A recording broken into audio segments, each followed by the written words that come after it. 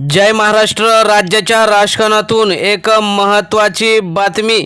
एकनाथ शिंदे यांच्या गटाचं राजकीय भवितव्य संपणार आलाय शेवटच्या अंतिम क्षणी. या गटाचं काय होणार याकडे लक्ष लागलेलं असतानाच एकनाथ शिंदे यांच्यासह 12 जणांची आमदारकी रद्द करा अशी महत्त्वाची मागणी आल्याने राज्याच्या राजकारणात एकच खळबळ उडाली आहे. नेमकं काय झालंय, त्याने सरकारला कसा धक्का बसणार आहे, भाजपाची यात कशी महत्त्वाची भूमिका आहे, ते आपण सविस्तर बघणार आहोत. चॅनलवर जर तुम्ही नवीन असाल तर चॅनल सबस्क्राईब करून बेल आयकॉन प्रेस करा, म्हणजे रोज नवनवीन राजकीय आणि इतर घडामोडी तुम्हाला बघायला मिळतील. तर आपण सुरुवात करूया.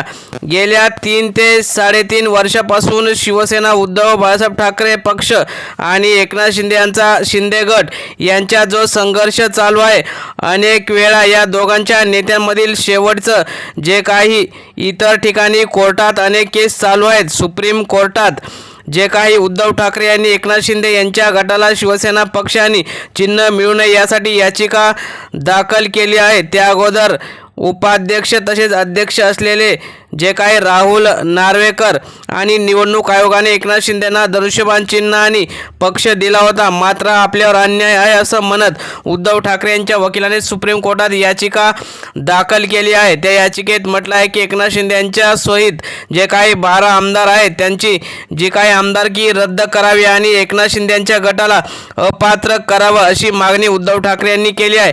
यामध्ये स्वतः एकनाथ शिंदे, दादा भुसे, संजय राठोड, रवींद्र फाटक शिंदेंच्या गटात ते गेल्यानंतर सामील झाले होते. त्या अगोदर जे झालेले होते ते सगळे तानाजी सावंत असतील, संजय शिरसाट असतील किंवा इतर जे सगळे मुंबईतील आमदार होते ते सर्व अगोदर सामील झाले. म्हणजेच गट जो काही 1/3 आकडा नव्हता तरी तिकडे अगोदरच गेले होते. त्यामुळे त्यांचा जो आमदारकीचा जे आहे ती आमदारकी रद्द करावी अशी मागणी उद्धव ठाकरे यांच्या वकिलाने केली आहे. यामुळे आता पुढील 3 ते 4 दिवसाची महत्त्वाची सुनावणी होणार आहे. त्यामध्ये उद्धव ठाकरे यांना शिवसेना पक्षाने चिन्ह मिळण्याची दाट शक्यता आहे. कारण गेल्या 1 ते 2 महिन्यातील राजकारण बघता उद्धव ठाकरे आणि भाजपाची जवळ अनेक कारणाने आली आहे. तसेच देवेंद्र फडणवीस, भाजपा आणि एकनाथ शिंदे यांच्या गटातील वाढता तणाव यामुळे उद्धव ठाकरे यांना आपसुकच याचा फायदा होऊन त्यांना पक्षाने चिन्ह मिळण्याची शक्यता वर्तवण्यात येत आहे. कारण एकनाथ शिंदे यांच्या गटावरील भाजपाने आता हात आकडता घेतलेला आहे. त्यामुळेच गेल्या काही दिवसापासून जे राज्यात अशोक खरात प्रकरण चालू आहे त्यामध्ये एकनाथ शिंदे यांच्या गटातील अनेक नेत्यांची नावं पुढे येत आहेत. तसेच सोशल मीडियावर सुद्धा त्यांच्या नेत्यांसोबतचे आणि खरात यांच्यासोबतचे फोटो व्हायरल होत आहेत.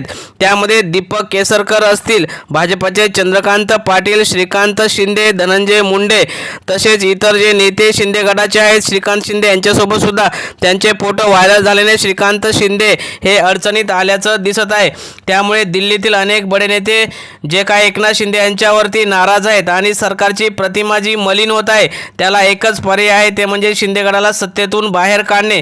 आणि लवकरच शिंदे गटाला सत्तेतून बाहेर काढले तर जे काही देवेंद्र फडणवीस यांचे जे काही आमदार शिंदे गटात 20 ते 25 आहेत ते सुद्धा लवकरच एकनाथ शिंदे यांना सोडून देवेंद्र फडणवीस यांच्याकडे जातील असा दावा सुद्धा संजय राऊत यांनी केलेला आहे. म्हणूनच जे काही भाजपा सरकारला स्वबळावर आणण्यासाठी जे 10 ते 15ची संख्या आहे त्यापेक्षाही जास्त आमदार शिंदे गटात देवेंद्र फडणवीस यांचे जे काही जवळचे आहेत आणि ते लवकरच इकडे आले तर एखादी सत्ता भाजपाची मिळू शकते. आणि जी काही मंत्रिपदं एकनाथ शिंदे गटाला राष्ट्रवादीला दिली आहेत तीच मंत्रिपदं भाजपातील अनेक नेत्यांना पाहिजेत. त्यामुळेच आता राष्ट्रवादी आणि एकनाथ शिंदे गट हा सत्तेपासून दूर ठेवण्यात भाजपला यश मिळण्याची शक्यता आहे. तसेच त्यासोबत एकनाथ शिंदे गटाचा करेक्ट कार्यक्रम करत उद्धव ठाकरेंना पक्षाने चिन्ह मिळून देशात जे काही न्याय व्यवस्था अबाधित आहे असं सुद्धा दाखवण्याची जी काही किमया भाजपा करू शकते. त्यामुळेच आता पुढील काही काळात उद्धव ठाकरे यांना शिवसेना पक्षाने चिन्ह मिळेल यात काही शंका नाही. मित्रांनो, तुम्हाला काय वाटतं, शिवसेना पक्षाने चिन्ह हे कोणाचं आहे, उद्धव ठाकरे की एकनाथ शिंदे? कमेंटमध्ये लगेच उत्तर द्या. धन्यवाद.